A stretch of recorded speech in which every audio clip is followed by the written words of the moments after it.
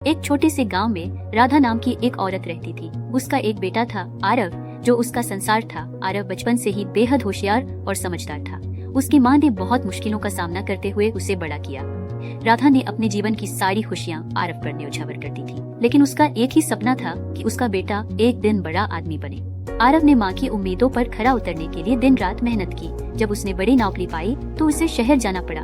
राधा के लिए यह पल सुखद और अफसोसजनक था। वह खुश थी कि उसका बेटा कामयाबी की सीढ़ियां चढ़ रहा है, लेकिन बेटे के बिना घर सूना हो गया था। समय बीतता गया। आरव अपने काम में व्यस्त हो गया और माँ से फोन पर कम बात होने लगी। राधा का मन बेटे के बिना उदास रहने लगा।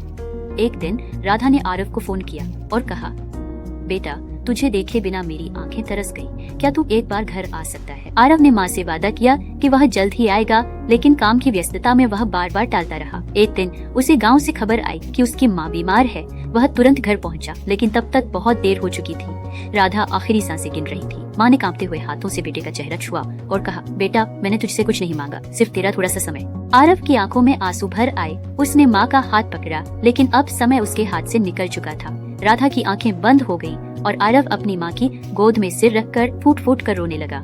उसे एहसास हुआ कि माँ का प्यार दुनिया की सबसे अनमोल चीज होती है, जिसे वह समय रहते समझ नहीं पाया।